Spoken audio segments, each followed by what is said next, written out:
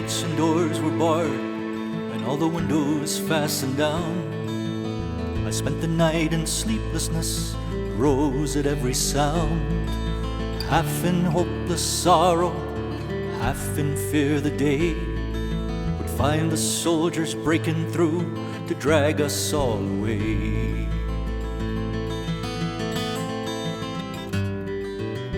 Just before the sunrise, I heard something at the wall.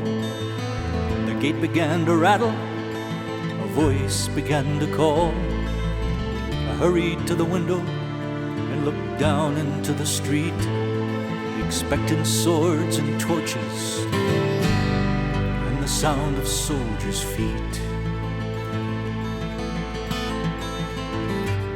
But there was no one there but Mary, so I went down to let her in. John stood there beside me as she told us where she'd been. She said they've moved him in the night, none of us knows where. The stone's been rolled away and now his body isn't there. We both ran toward the garden, then John ran on ahead. We found the stone in the empty tomb, just the way that Mary'd said. But the winding sheet they'd wrapped him in was just an empty shell. How or where they'd taken him was more than I could tell.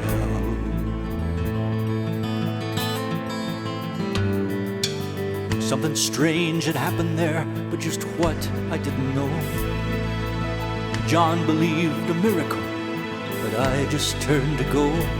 Circumstance and speculation couldn't lift me very high, 'cause I'd seen them crucify him, then I saw him die. Back inside the house again, the guilt and anguish came. Everything I'd promised him just added to my shame, 'cause when at last it came to choices, I denied I knew his name. Even if he was alive, it wouldn't be the same.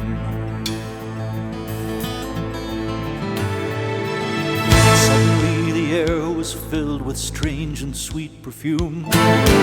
Light that came from everywhere drove shadows from the room. Jesus stood before me with his arms held open wide. I fell down on my knees and just clung to him and cried. He raised me to my feet, and as I looked into his eyes, love was shining out from him like sunlight from the skies. Guilt and my confusion disappeared in sweet release, and every fear I'd ever had just melted into peace.